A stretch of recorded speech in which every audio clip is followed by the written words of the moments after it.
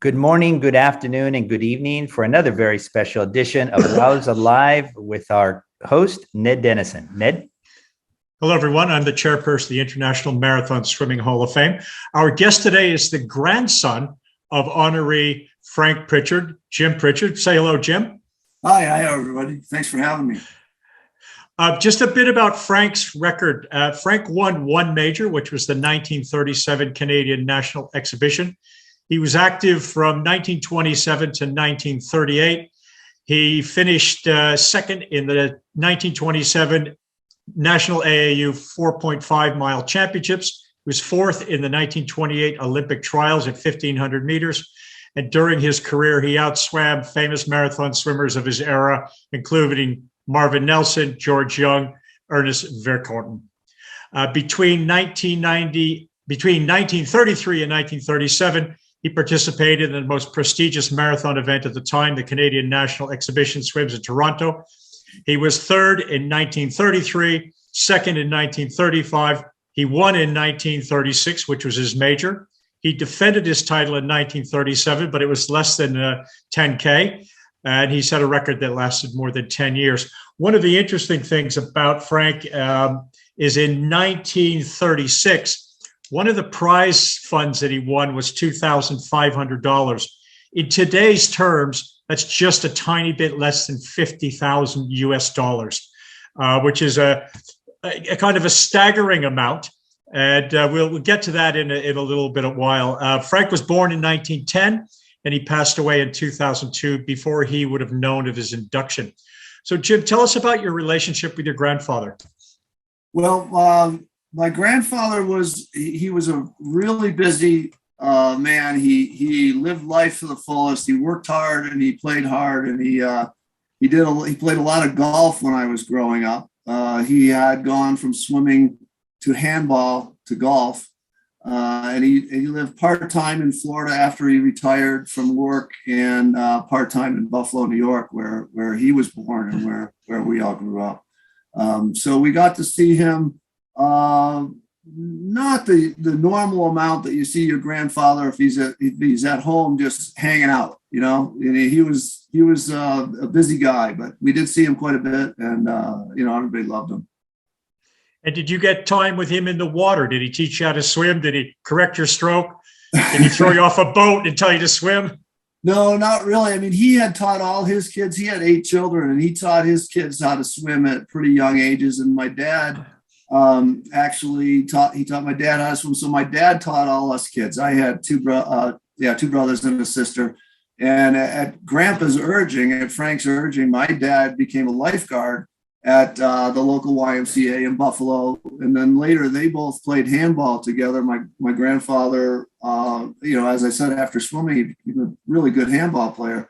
And he ran the handball program at the Buffalo Athletic Club in the 1950s, which my dad had been part of there. And he played handball with the first national champion, I think it was 1951, was a guy named Walter Pleckett from Buffalo. And my grandpa was one of his playing partners. And did you know about your grandfather's swimming career when you were a young man? Were there pictures on the wall? Were there big trophies full of dust? Well, there were trophies. There were a lot of trophies around, and there were trophies from swimming in the 1920s and 1930s. I have one of the trophies. We just moved into a new house, so it's not out of the box yet. But I have one of those, one of the big marathon swims that he won. We knew about his swimming, but he really didn't. He didn't talk about it a lot. He was pretty humble. He talked about it a little bit, but we knew from all the trophies that he was a superstar. And he had a bunch of handball trophies, and he had a bunch of golf trophies. Yeah. And back in the day, these silver trophies were not the same kind of trophies we have today. They were usually big and made of real silver. Yes, and so those are kind of spread out amongst some of my cousins, and that's one of the ones I have. It's a nice big cup, big silver cup. So yeah, they were pretty cool. And then when I started getting trophies for my sports stuff, they were just little wooden things with a little player on top. I thought, well, that's kind of That's kind of cheap. I want one of those like Grandpa has. Did he have a scrapbook? No, I never saw a scrapbook. I actually did a bunch of research starting probably like 5-10 years ago on our family tree, and then started doing research and got up, so I knew about Grandpa. And his father was actually from Canada, from Southern Ontario, and came over in the early 1900s. And there was a little family history that I wanted to find out. So I started looking at the newspapers, the online newspapers, and that's where I found a lot of stuff. And my dad had done a bunch of research, and my dad actually did a lot of the work to get him into the Swimming Hall of Fame, and found a bunch of articles that so there was stuff we didn't even know about that we came across as we were researching it. And I sent you earlier, and I don't know if you watched it. There's a little video from 1937 that I just found that a couple of years ago, and I was like, oh, that's really cool. One of those newsreel things. The old Pathe Newsreels. Yeah. Unfortunately, they focus more on the dog doing the swim than they did on your grandfather, but it's still very cool. Yeah, I was wondering where that dog, somebody must have thrown that dog overboard near the end there. That was funny. There was another honoree from Buffalo named Steve Wozniak, the same name as the famous Apple co-founder. Was there any connection between those guys that you could ever find? Yeah, there was a little. I don't remember. I don't know. I don't think I ever met Steve Wozniak, but I remember Grandpa talking about him once in a while. I don't know how close they were as friends, but there definitely was mention of him. I knew of Wozniak for sure. Your grandfather competed in the 1930s, Great Depression. Times were tough. A number of our honorees ended up feeding their family as professional swimmers. And your grandfather certainly won some of these big events, which had, big prize money for the time. And he also had a company called the Acme Bearings Corporation in Buffalo. Do you know if he started that? Was it started with his swimming earnings? And how many generations of the family worked there? Well, that's a great long question. There's a lot of history behind that. But one of the reasons that he got into swimming, because when he was young, he was about 14 years old. His father had gotten in a horrific car crash where the car, like three of his working colleagues were in the car, and they got hit by a streetcar back in 1924. And so Grandpa was left without a father, and he was pretty young. And then he somehow, I remember him telling me this story one time. He heard that he could earn some money swimming. He started training in the Black Rock Canal next to the Niagara River in Buffalo. And then, he did pretty well. Did well in the AAU stuff. As you said earlier, came in fourth in the 1928 Olympic trials. And then he concentrated on those marathon swims where he could win a bunch of money. And he did. He, like you said, one time he won 2,500. Well, a couple times. I also saw a clipping where he won 5,000 for one of those races. So he made some hefty money during the Depression, which he used to start Acme Bearings Corporation. They were bearings and truck parts, and they had a machine shop, and they really thrived in the 50s and 60s and early 1970s, when a lot of the manufacturing stuff was going on in Buffalo, and that kind of started dying out. Grandpa retired. My dad took over, and they both did a lot of outside sales where they went and visited all these factories and all these companies and stuff. And the company did really well. It's still in business. It's a lot smaller now, after all that, all those factories shut down in Buffalo, that whole dynamic changed in that city. But there are still a couple of cousins that work there. They're probably, over the time, I guess 4 different generations worked at Acme Bearings. At one point, both my parents worked there. My dad ended up running it. Frank did start it. I don't know if I ever answered that part of your question. All all my brothers and sisters all worked there. I was the only one in our family that didn't work there. I guess I felt at the time I was just too busy doing. I did a lot of sports, so I was busy with that stuff. But everybody worked there, and there were a lot of generations, as we said, that supported their families out of his swimming winnings from the Great Depression, which really is kind of amazing. I mean, it's an incredible story, and I just think your grandfather fed his family on his winnings, started a company that has helped 4 generations of Pritchards, which is just what an incredible legacy. I think it's fantastic. You and your father attended his induction in Fort Lauderdale for the class of 2008. The other honorees present were Maria Luisa Cabaneros Sanchez de Leon, Drury Gallagher, who we also interviewed yesterday, I think, Dr. Tim Johnson from New York, Dale Petronich, Michael Reed was there, MBE, Petr Stoichev, and Montserrat Tessadis. Give us your impressions of the event, the museum, representing your grandfather. What was it like? Well, it was really, really cool. I loved attending it and accepting for him. I got to get up in front of everybody and accept and do a little speech for him. And that was just such a great honor to be there among all those legends and the thrill to have him in that Hall of Fame. And we did the tour and we saw everything. And what I was amazed at, there were a couple pictures of some of those races. There was one picture of a California race where there were 225,000 people in the audience. And all those races at the Canadian National Exhibition in Toronto, some of those were billed as the World Championships, and there were 100,000 plus people just watching at the end. And you think about what that would have been like. Man, what a thrill for those guys. And I don't know. I guess swimming doesn't quite get those same crowds anymore. I think there's too many other distractions.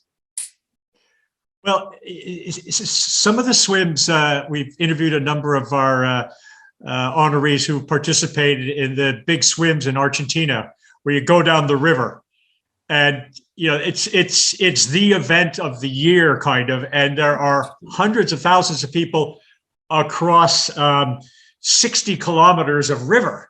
Nice. And when you get to the end, we had a couple of Argentinian honorees who actually won the race in their hometown, and they just said, life just changed.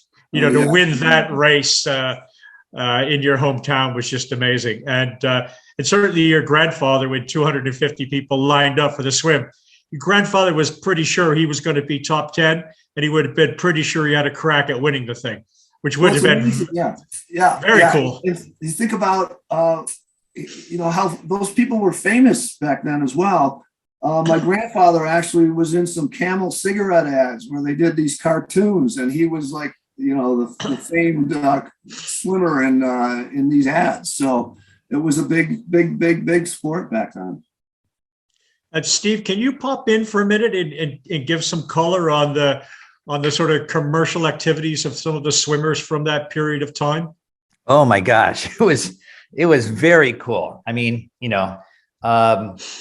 gosh, like Jim said, there was swimmers, even though they were non-smokers, on all kinds of ads. They were in Ripley's Believe It or Not, a big syndicated cartoon.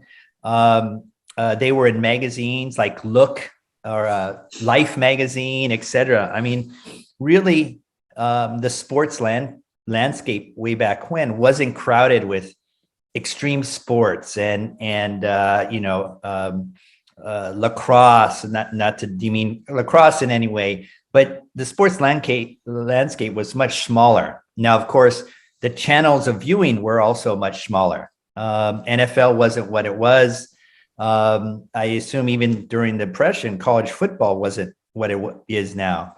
So when you had something that captured the imagination, that's why advertisers looked at these people, wholesome people, good people. They knew they wouldn't cause any scandal or problems, and they were great role models to put on various ads, and they were all over the place, magazines, newspapers. Obviously the internet didn't exist, but yeah, that was great. They were people on swimmers on old TV programs, What's My Line and other things, a popular TV program in the United States. Well, two of the most famous were, Buster Crabbe was the one who won the 1928 trial, 1500 meter that my grandfather placed fourth in. He became very famous in Hollywood. Yeah. Johnny Weissmuller was at the same games, and obviously those two guys were among the biggest stars in the whole world at that time, right? Actually, Buster Crabbe, Ned, you'll appreciate this. He retired, evidently, up in the mountains, just is that north? Near Los Angeles, maybe 2 hours from Los Angeles. And it's about 7,000 feet altitude, maybe 2,500 meters. And it's Lake Arrowhead. And supposedly he swam throughout the winter. Now, we don't know how far he swam, but he was, at least to the best of my knowledge, America's most first and regular winter swimmer. He could have done an ice mile. We don't know. I wonder if he, one of the stories that my grandfather did tell about swimming, because he didn't tell us a lot, but he and his brothers, when they were swimming in Lake Ontario, Lake Erie, Lake Michigan, they would put on animal fat. And he thought he was probably one of the first people to do that. I don't know if that's true, but they would layer this animal fat all over their body. And in the 1936 race that he won in record time as well, he won by a lot, I think. And they had to shorten it because the water was so cold. It was about, 59, 60 degrees. Yeah. And but he was layered in animal fat, so that certainly helped. I wonder if Buster Crabbe used any of that. So we can help a little bit with that, Jim. The fat was from the old days, at least 50 years before him, and there's pictures of the old marathon swimmers covered in porpoise oil, and I mean covered in the famous 1927 race. Was it Lottie 𝐍𝐞𝐝, who swam naked, covered in grease, which is quite scandalous. And just to put in perspective, the guy that won the 1927 Catalina race, which really kind of drove the whole Canadian National Exhibition, his prize money was $25,000 at the time, which was about $500,000 in today's money. Now he lost kind of all of it. He had bad advisors, and he was a kind of a young country boy. It just kind of went. I've got one other question for you. It's kind of a strange question. If you could ask your grandfather, now that whatever you know and you've been to the induction, if you could just ask him one question, what would it be? Well, I would ask him what it was like for his hard work and his dedication to the sport to pay off in such a big way.